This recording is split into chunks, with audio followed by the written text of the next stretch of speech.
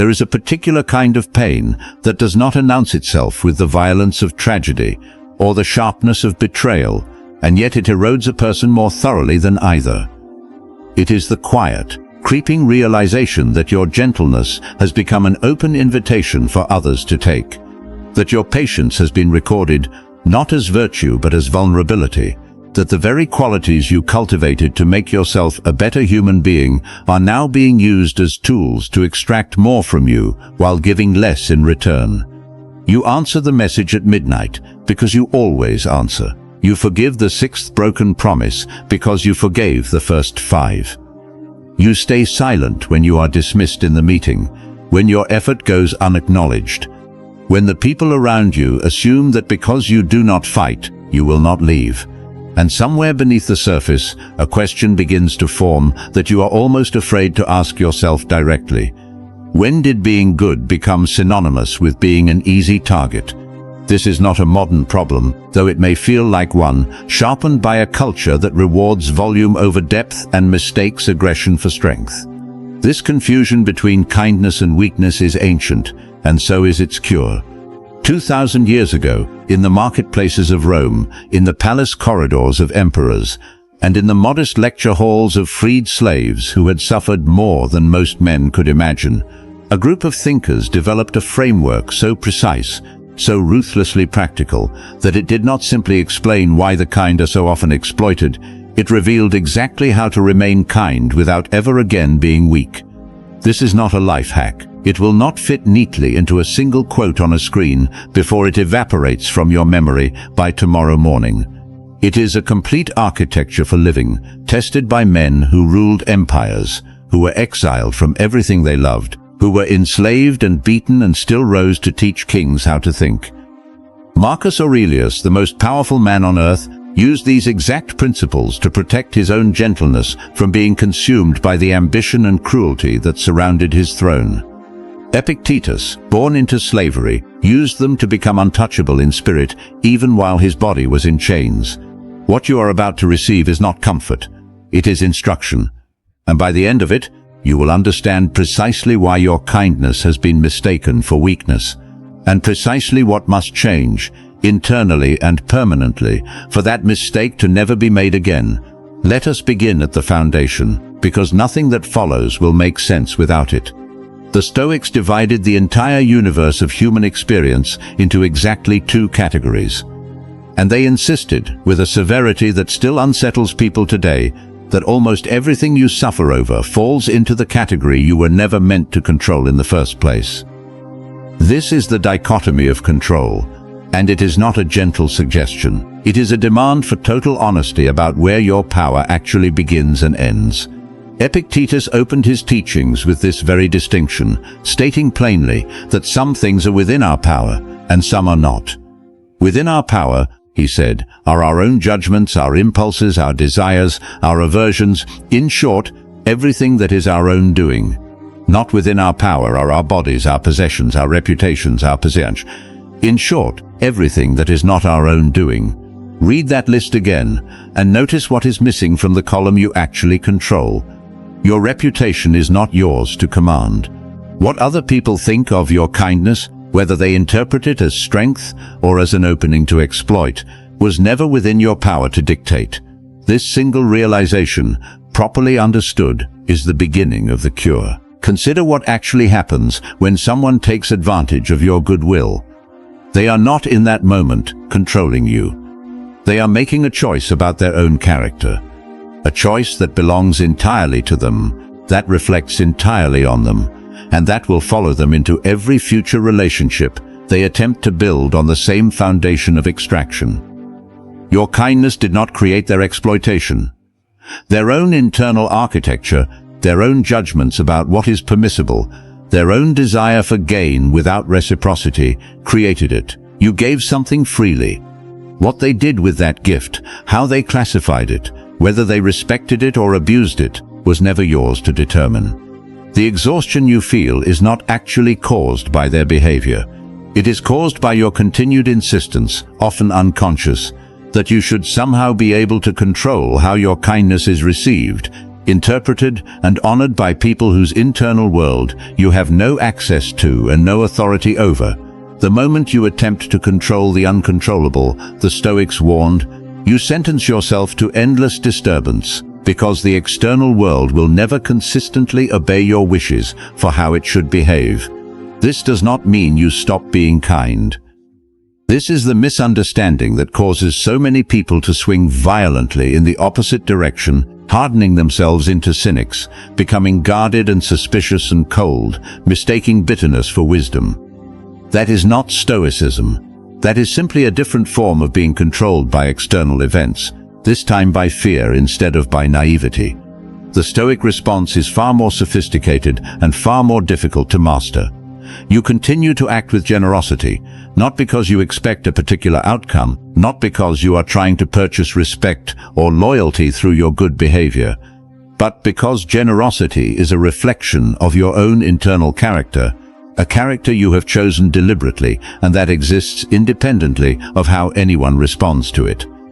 Marcus Aurelius wrote to himself, in the private journal he never intended the world to read, that when you have done a good deed and another person has received the benefit of it, why do you look for a third thing besides, as fools do, either to be praised for the good deed or to obtain a return for it?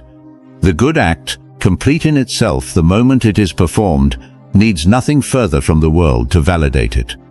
This is the deepest form of strength there is, because it makes your virtue immune to sabotage. Someone can mock your kindness, exploit your generosity, betray your trust, and none of it diminishes the value of what you did, because that value was never dependent on their response in the first place. But here the practical question emerges, the one every serious student of Stoicism eventually confronts. If external opinion truly does not matter, if you are meant to remain internally sovereign, regardless of how others treat you, does that mean you simply allow the exploitation to continue indefinitely, absorbing blow after blow in the name of philosophical detachment? Absolutely not.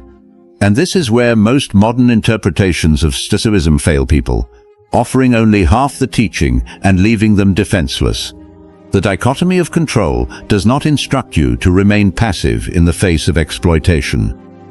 It instructs you to separate your emotional reaction, which is within your control, from your practical response, which is also within your control, and to stop believing that being kind obligates you to be endlessly available.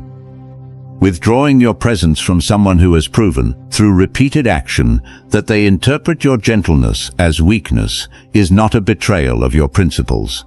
It is the correct application of them. You are not required to keep offering yourself to a person or an environment that consistently misreads your character.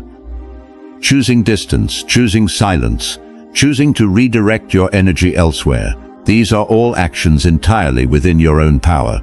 And the Stoics were far more comfortable exercising that power decisively than modern audiences often assume. This brings us to a principle that ancient philosophers understood with striking clarity, and that the loudest corners of the modern world have almost entirely forgotten: the immense strategic power contained in scarcity and in silence. There is a reason that in every culture, in every era, the person who speaks least is so often perceived as possessing the most authority, while the person who explains himself constantly, who defends every decision, who narrates every plan before it has come to fruition, is treated as if his approval, his presence, his time can be had cheaply, because he has demonstrated through his own behavior that none of it is scarce. The Stoics were relentless about guarding their internal world from public exposure, not out of arrogance, but out of a precise understanding of how exposure erodes power. Epictetus warned his students never to explain their philosophy to just anyone, and certainly never to defend their choices before an audience unqualified to understand them. He observed that when someone provokes you, and you feel the urge to justify yourself immediately, to prove them wrong, to win the argument in real time, you have already surrendered something essential. You have allowed another person's opinion to dictate the state of your internal composure. And worse, you have revealed to them exactly which levers to pull the next time they wish to disturb you. Consider how differently people treat what is abundant compared to what is scarce. A person who reacts to every criticism, who is available at every hour, who broadcasts every plan before it is finished, teaches everyone around them, consciously or not, that access to them carries no cost, and therefore no value. But a person who withholds, who allows their actions to speak long after the words have finished, who does not feel compelled to correct every misunderstanding or answer every provocation, becomes, almost by mathematical necessity, more valuable in the perception of everyone observing them. This is not manipulation. It is simply an accurate reflection of how human psychology assigns worth. We do not treasure what is constantly given away without resistance. Marcus Aurelius, ruling an empire under siege from plague, war, and betrayal from men he had once trusted, did not respond to every conspiracy with a public spectacle of outrage. He absorbed the information he judged internally, and he acted with a composure so total that his enemies often could not determine what he actually knew or intended, until it was far too late to exploit the gap. His silence was not weakness. It was the exact opposite. It was the deliberate refusal to hand his opponents a map of his internal state. This now to the specific pain we began with, the exhaustion of watching your kindness be mistaken for weakness. Part of what invites that mistake is transparency taken too far, an eagerness to explain yourself, to justify your boundaries before you have even set them, to announce your feelings and your plans and your hurt in real time to people who have already demonstrated they do not deserve that access. When you feel wronged and your first instinct is to immediately confront, to immediately explain, to immediately seek validation for your hurt from the very people or the very audience who caused it, you are handing away the one resource that would actually protect you, which is the element of unpredictability, the sense that you are not fully knowable, not fully controllable, not a system that can be reliably manipulated because its every reaction has already been mapped. Strategic silence does not mean suppressing your emotions or pretending you feel nothing. It means processing your emotions internally, on your own timeline, according to your own judgment, and revealing only what serves your long-term composure and your long-term goals, rather than what serves the immediate, fleeting satisfaction of being heard in the moment of provocation. This is why the ancient Stoics placed such enormous value on the practice of withdrawing from public spectacle altogether, when it served no purpose beyond ego gratification. Seneca, writing to his friend Lucilius, warned repeatedly against mingling too freely with crowds, observing that no matter how disciplined a person's character, prolonged exposure to the noise, the gossip, the constant demand for reaction wears down even the strongest resolve, the way water slowly erodes stone, not through force, but through relentless, patient contact. He advised deliberate retreat, not as an act of cowardice, but as an act of preservation, understanding that character, like a flame, requires shelter from the wind if it is to keep burning steadily rather than being extinguished by every gust of external chaos. This is precisely the discipline that so many people today have lost. We live inside an architecture specifically engineered to demand instant reaction, to reward the loudest and most exposed response, to punish silence as if it were absence rather than strength. And so when someone crosses a boundary, the instinct trained into us is to react instantly, publicly, emotionally, which paradoxically confirms to the very person testing us that we can be provoked, that our composure has a price, and that the price is low. The Stoic alternative requires more discipline, not less. It requires you to feel the sting of disrespect fully, to acknowledge it honestly to yourself without denial, and then to choose your response not from the heat of that initial wound, but from the calm clarity that arrives once the emotional storm has been allowed to pass through you without controlling your actions. This is not suppression. Suppression is denying the emotion exists at all, and it inevitably resurfaces later in more destructive forms. What the Stoics practiced was closer to observation, standing slightly apart from your own emotional reaction, the way you might observe weather passing over a landscape, acknowledging its presence without mistaking yourself for the storm itself. From that position of internal distance, your response to exploitation becomes a decision rather than a reflex. and decisions made from that place are almost always more precise, more effective, and far less likely to be predicted and countered by the very people attempting to take advantage of you. What you are beginning to understand, then, is that the perception of your kindness as weakness was never actually a verdict on your character. It was a byproduct of a specific set of behaviors, an over-explanation of your boundaries before you had even fully formed them, an availability so constant, it signaled that your time carried no cost, a transparency so complete that everyone around you could predict exactly how to provoke a reaction from you. None of these behaviors are permanent traits. They are habits, and habits, unlike character, can be deliberately rebuilt. The dichotomy of control teaches you to stop wasting your energy trying to manage other people's perceptions and interpretations, energy you never actually possessed the power to spend effectively in the first place, and to redirect all of it toward the only territory you have ever truly owned: your own judgments, your own responses, your own composure. The principle of strategic silence and scarcity teaches you that withdrawing your constant availability, your constant explanation, your constant emotional exposure is not a betrayal of your kindness, but the very shield that allows your kindness to survive without being consumed by those who would otherwise drain it dry.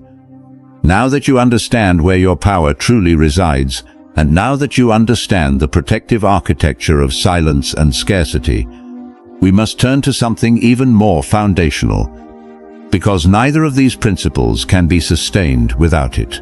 You can know intellectually that external opinion is not within your control.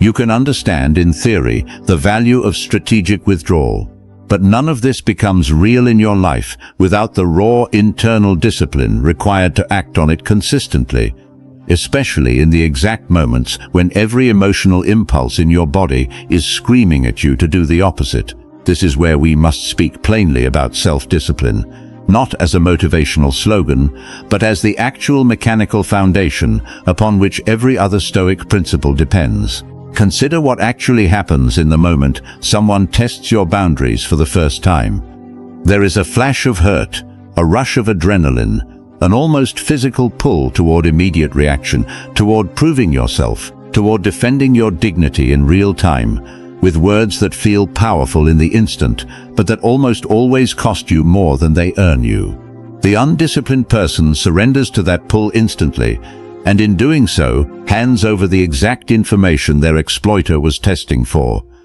But the disciplined person has trained, deliberately and repeatedly, to create a gap between stimulus and response, a gap where judgment can enter before action is taken. This gap is not natural. No one is born with it. It is built, the same way a muscle is built, through repeated, deliberate resistance against the impulse to react immediately. Epictetus taught his students an exercise so simple that it is often dismissed as elementary, and yet so difficult to actually practice that most people who hear it never attempt it seriously. He said that when an impression strikes you, before you act on it, pause and say to yourself, "You are but an impression, and not at all the thing you claim to represent." Then examine it, test it by the rules you possess, and first of all by this, whether it concerns the things that are in our power or those that are not in our power. This single pause, this single moment of interrogation before reaction, is the entire discipline in miniature. It is the difference between a person who is controlled by every insult, every slight, every provocation thrown their way, and a person who has become, through consistent practice, almost impossible to destabilize. This is not a talent some people are born with and others are not. It is a skill, forged the same way a blacksmith forges steel, through repeated exposure to heat and pressure, through the deliberate choice, made over and over again, until it becomes instinct, to withhold the reflexive reaction and choose the deliberate one instead. Radical self-discipline extends far beyond simply controlling your reactions to provocation, though that alone would be enough to transform most people's lives.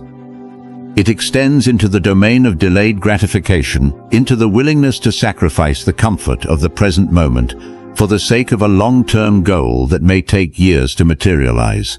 This is precisely where so many people fail, not because they lack intelligence or ambition, but because they have never trained the specific muscle required to sit with discomfort without immediately seeking relief.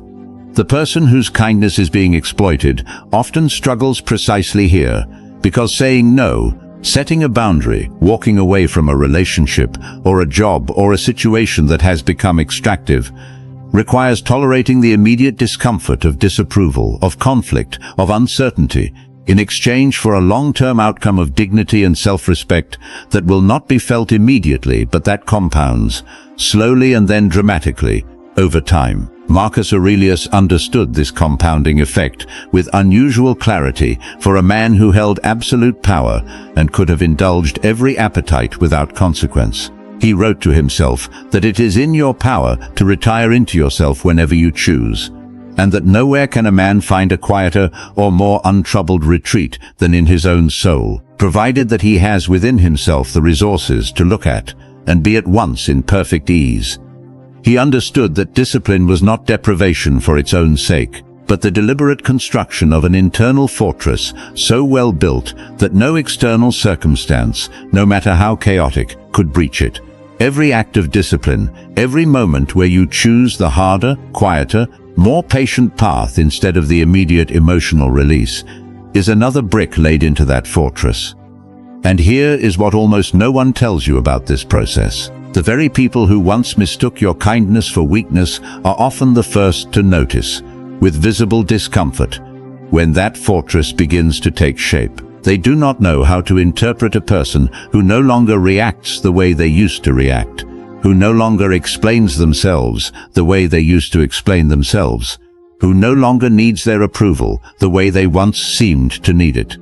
This discomfort in them is not a sign that you have done something wrong.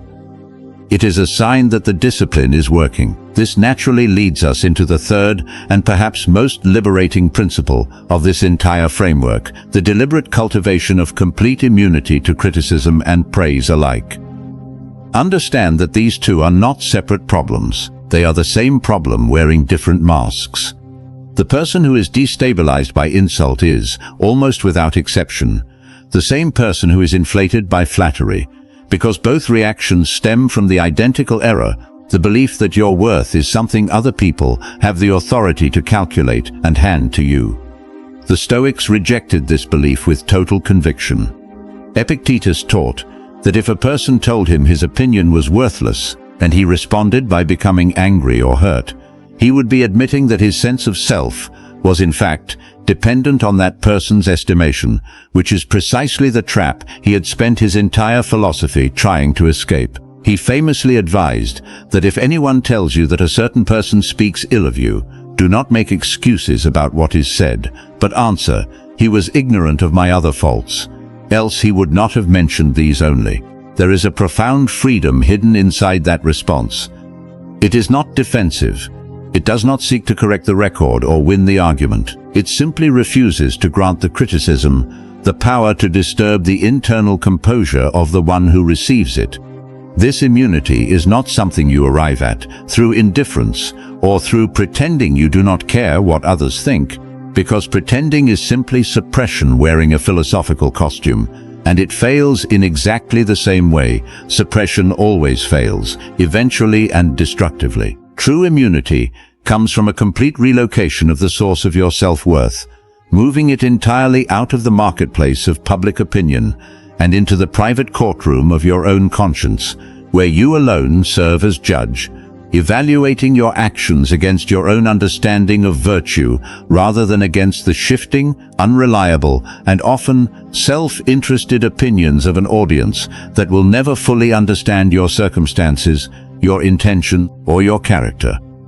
Marcus Aurelius, ruling over an empire filled with flatterers who told him exactly what he wanted to hear, and critics who condemned him for reasons that had nothing to do with his actual conduct, wrote that he would not allow himself to be disturbed by either camp, because he understood that the praise of people who did not know how they themselves ought to live was worth nothing, and the condemnation of the same people was equally worthless. This is not arrogance, it is precision. It is the refusal to let your internal compass be recalibrated by people whose own compasses you would never trust to guide your actual life. Once you internalize this relocation of judgment, something remarkable begins to happen to the exact dynamic we started this entire discussion with. The people who once mistook your kindness for weakness begin to lose their power over you, not because you have become cold or withdrawn from genuine connection, but because the specific lever they were pulling, your need for their approval, your fear of their disapproval, simply no longer exists to be pulled. You can remain fully kind, fully generous, fully warm toward the people who deserve it, while being completely unmoved by the manipulation of those who do not, because your kindness was never actually contingent on their approval in the first place. It was always an expression of your own character, and your own character answers to no one but the version of yourself you are actively working every single day to become. This brings us, finally, to the principle that ties every previous lesson together: the Stoic practice of transforming obstacles into raw material for growth, a concept the ancients referred to through the idea later crystallized into the phrase amor fati, the love of one's fate. This is perhaps the most demanding teaching in the entire philosophy, because it does not simply ask you to tolerate the difficult chapters of your life, the betrayals, the exploitation, the periods where your goodness was taken and twisted against you. It asks you to actively transform your relationship to those chapters, to see in them not evidence of your victimhood, but the exact raw material from which your unshakable character is being forged. Marcus Aurelius wrote what may be the single most important sentence in the entire body of Stoic literature, stating that the impediment to action advances action, and what stands in the way becomes the way. Read that again, slowly, because it is not poetic decoration. It is a literal instruction for how to process every difficult experience you will ever face. Every person who exploited your kindness in the past has, without intending to, handed you an education that cannot be purchased in any other way. They taught you where your boundaries were undefined. They taught you which behaviors invite continued extraction, and which behaviors signal that extraction will no longer be tolerated. They taught you, through painful and direct experience, exactly what discipline, silence, and internal sovereignty actually feel like when they are desperately needed, rather than simply theorized about in comfort. This does not mean you should feel gratitude toward those who mistreated you, and the Stoics never demanded that kind of forced positivity, which is itself a distortion of the philosophy. What it means is that you refuse to let the experience be wasted, refuse to let it simply become a wound you carry without transformation, and instead extract from it every piece of strategic and psychological insight it has to offer, until the very obstacle that once nearly broke you becomes, through your own deliberate effort, the exact material from which your future strength is built. This is the complete architecture, and it does not function as a collection of separate techniques you apply situationally. It is a single, integrated way of living. You begin by relentlessly returning your attention to what is actually within your control, refusing to waste another ounce of energy trying to manage how others perceive or receive your character. You protect that internal sovereignty through the deliberate practice of strategic silence, refusing to over-explain yourself to people who have not earned that access, refusing to make yourself so predictably available that your presence carries no weight. You forge the discipline required to sustain both of these practices, training yourself, moment by moment, to choose the deliberate response over the reflexive one, to tolerate the discomfort of the present in service of the dignity of your future. You cultivate complete immunity to the verdicts of an audience that was never qualified to judge you in the first place, relocating your sense of worth entirely into the private courtroom of your own conscience. And you transform every instance where your kindness was mistaken for weakness into precisely the education required to ensure that mistake is never made against you again. Your kindness was never the flaw, it was simply unguarded, and what you have just been given is the guard it always deserved.